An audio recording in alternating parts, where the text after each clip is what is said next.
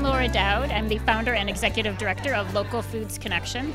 We are a nonprofit that purchases food from small family farmers and donates the food to the low income. And today is a community-supported agriculture fair where we try to promote and support the farmers we buy food from so the general public can learn about them and meet the farmers and learn about the types of food they grow.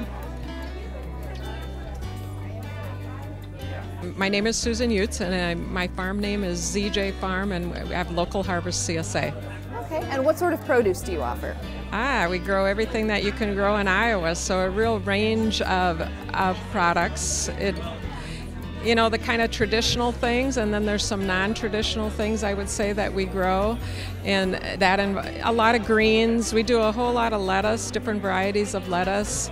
Kohlrabi is something that some people in Iowa know, some people don't. We just have a real range of greens. We've been doing this for 17 years, so we're always experimenting with new things and trying new varieties, and something that I really enjoy. My name is Kate Edwards, and I farm at Wildwoods Farm. And what sort of produce do you offer? Lots of different things. It's an organic practices farm located just north of Iowa City, and we have produce all the way from June until December. So lettuce and kohlrabi in the spring, and we have potatoes and squash in the fall. Anything from garlic and onions during the summer to tomatoes, peppers, onions, eggplant, potatoes, all sorts of things. Over 30 different types of vegetables and many, many different varieties of each. My name is Derek, and my farm is Ecollective CSA. It's in Mechanicsville, Iowa. What sort of produce do you have? We're mostly vegetable. Somebody just asked earlier if we do a lot of fruits, and we do not. We're mostly annual vegetable. We do have some perennials, such as asparagus. We sell to New Pioneer Co-op as well as through a CSA, which is why we're here today. My name is Shanti Sells, and I'm with Muddy Miss Farms. What sort of produce do you have? We have certified organic produce. We do fruits and vegetables. We focus on a lot of greens, and we also do raspberries and blackberries, apples in the fall. We like to grow heirloom varieties, so a lot of beautiful and unique crop varieties that you might not find in a grocery store. My name is Pam Warden, and I have the Family Farm CSA. Okay, and what sort of produce do you offer? I offer fruits like apples, strawberries, raspberries, pears, as well as your vegetables, lettuces, potatoes, onions, so much. Melissa Dunham with Grinnell Heritage Farm.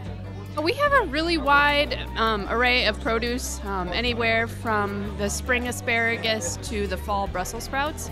And last year we added strawberries to the mix. So we also have strawberries and melons. My name's Jarrett Mitchell, and I'm representing Wake Up Iowa City. Okay, and what does Wake Up Iowa City produce? We produce locally roasted coffee. We import coffee from all over the world, organic and fairly traded coffees, and we roast it right here in Iowa City. Is this available as a CSA sort of thing? It is. We have a booth at the farmers market. We did last summer, and this year decided to try to do a CSA, partly just to try it out, see how it would work, but also to offer a discount to our customers. So it's a much more discounted rate if you join the CSA. My name is Lori Roberts, and our farm CSA is Green Share Organic.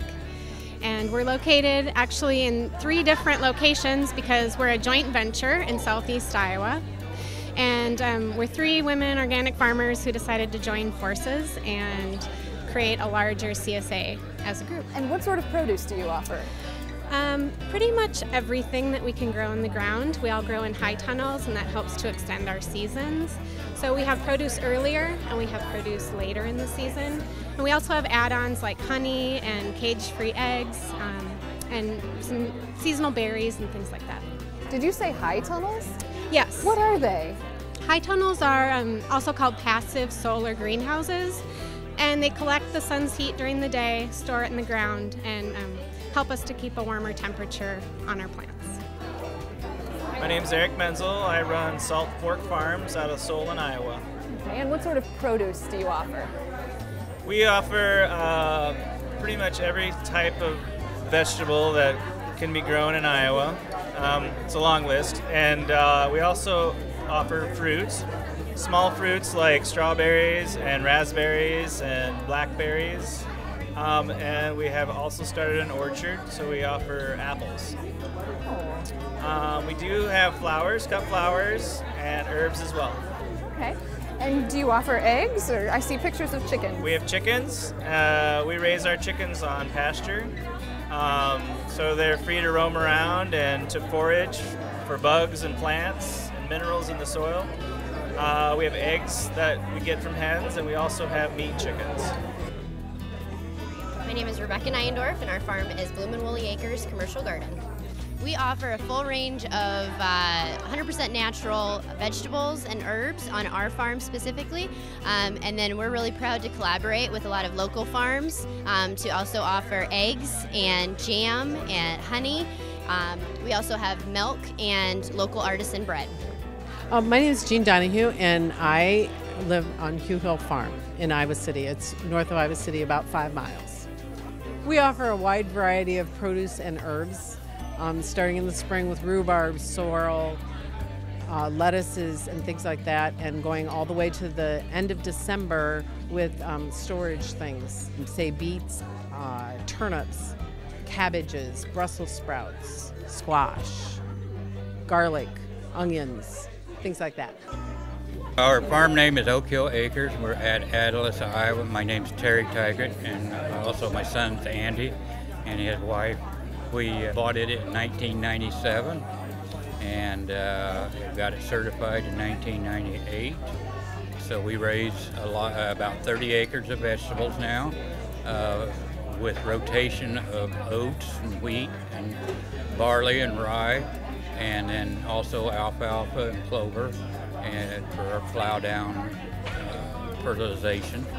And then we have 7 greenhouses, with one which is a high tunnel that's actually raising lettuce in the wintertime in the ground, and then kohlrabies and cabbages and radishes and peas and several different varieties, and potatoes. We have heirloom tomatoes too. I'm Twyla Hine. I'm from Earth Biscuit Farm over by Tipton.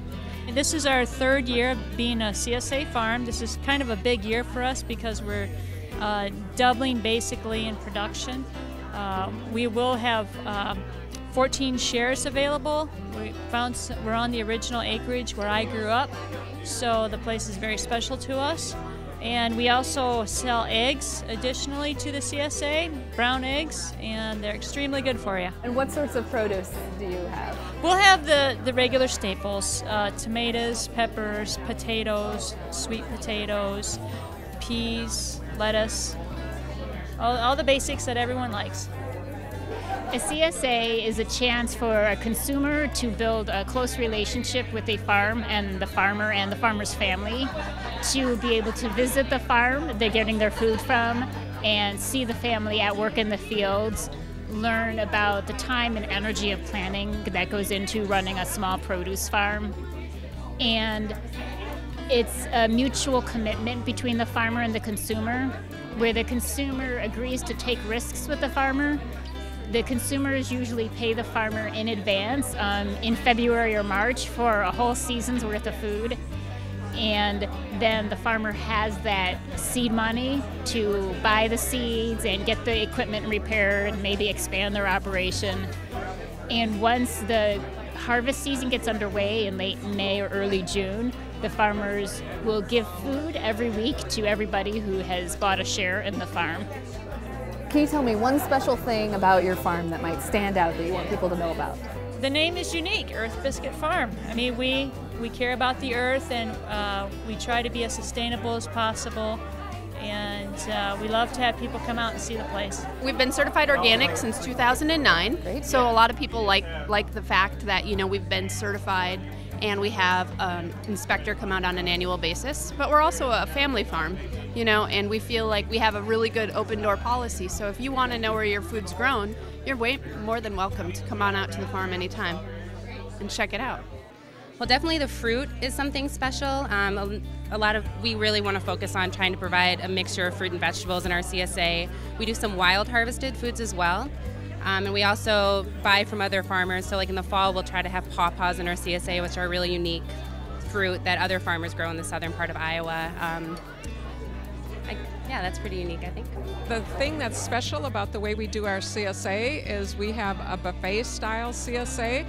We set up coolers and people come and they take a bag of whatever is designated. They can take as much as they want or as little as they want of an item. Particularly our greens, we're kind of famous for our kale because people that really like kale can get as much, really truly take as much kale as they want and make good use of it. We generally have food year-round, which is a bit special.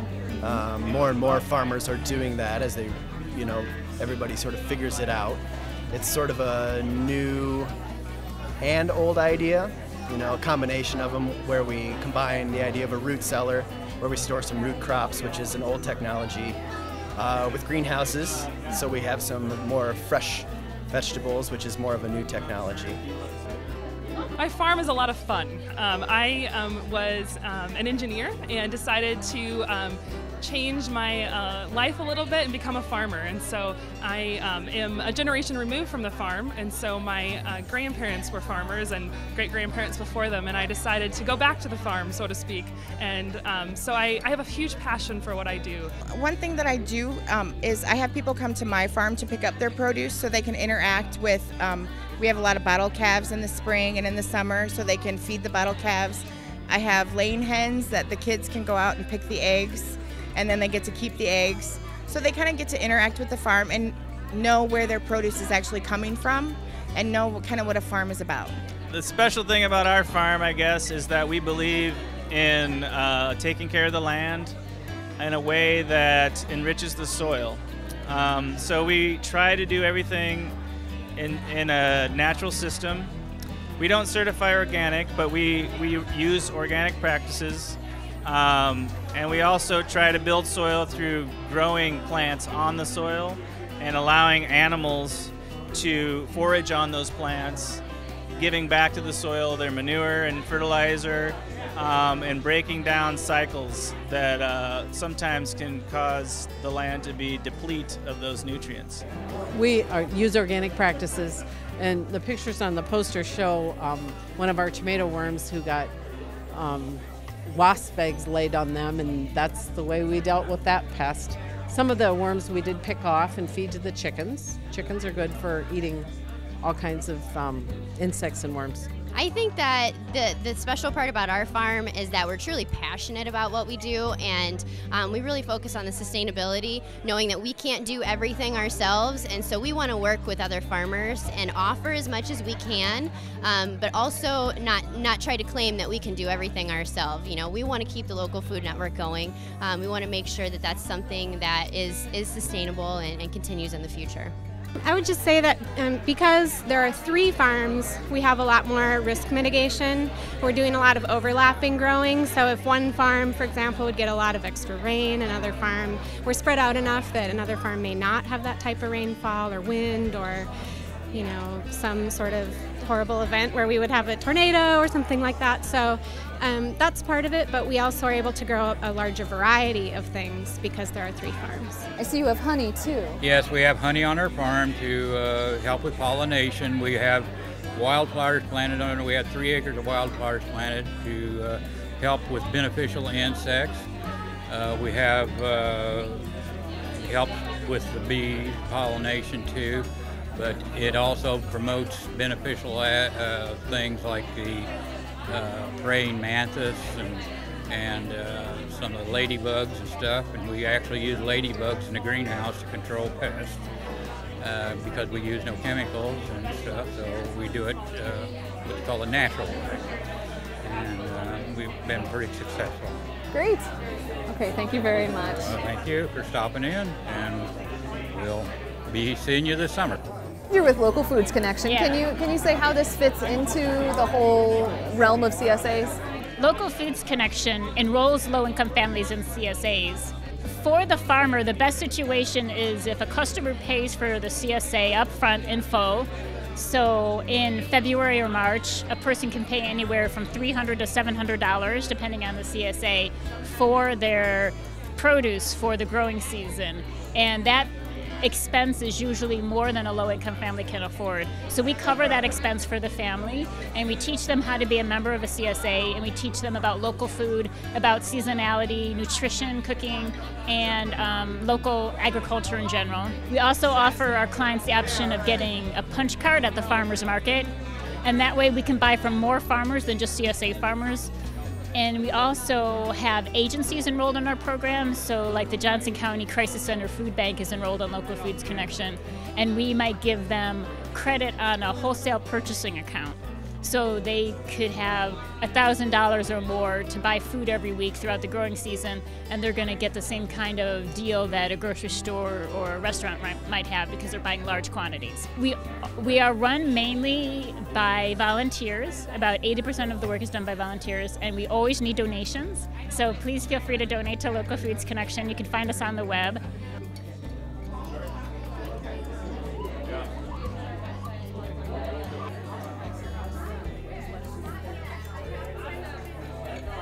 We're happy for everybody to support their local farm. You're watching City Channel 4. On TV, online, on demand, on Facebook, and now on the go on your mobile device.